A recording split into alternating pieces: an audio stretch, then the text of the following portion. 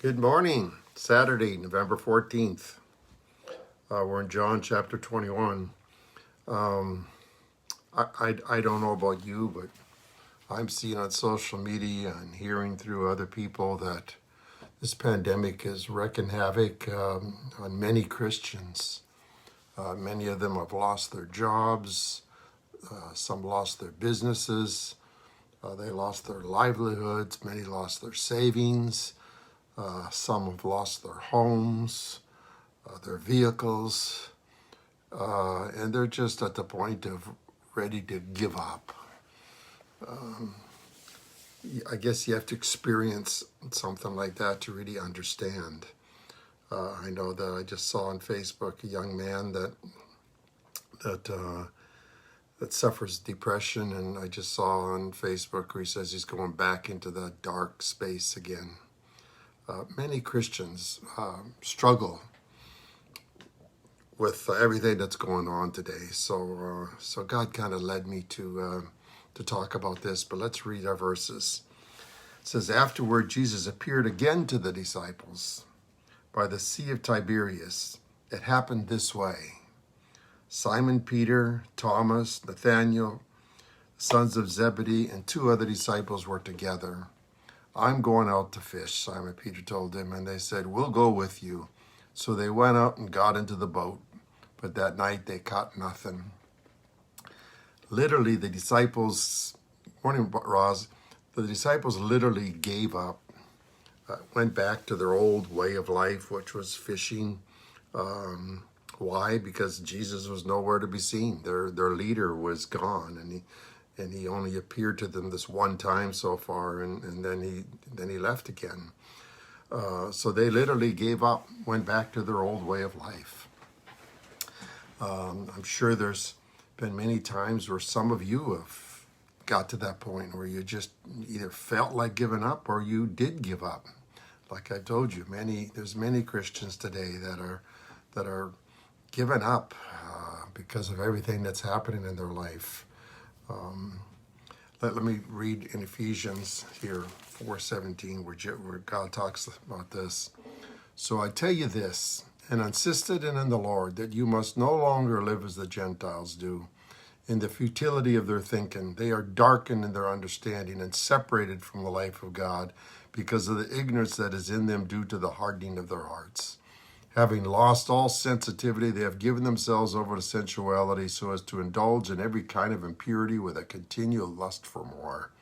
You, however, did not come to know Christ that way. Surely you heard of him and were taught in him in accordance with the truth that is in Jesus.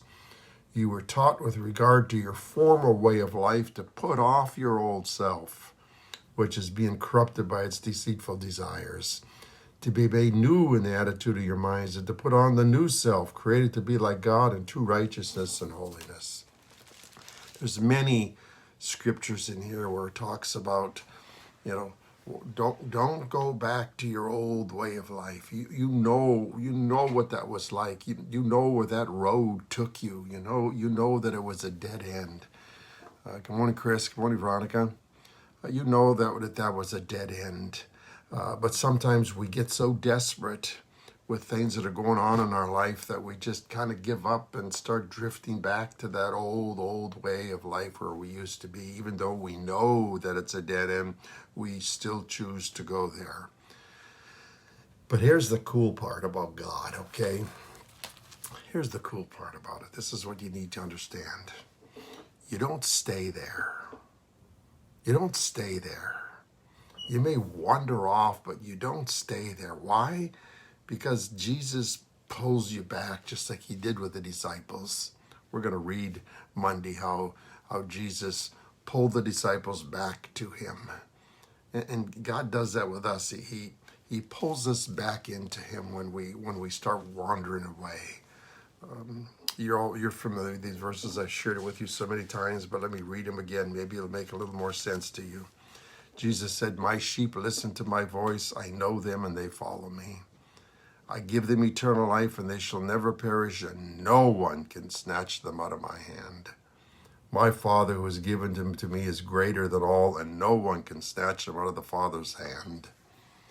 It's like God will, you may wander off, you may wander away, but as I tell you many times, God pulls you back in, always pulls you back in, just like he's going to do it with the disciples here, pulls them back in. So maybe right now you're feeling separated from God. Maybe right now you're going back and you're doing some of the things that you did before, even though you realize that it's wrong.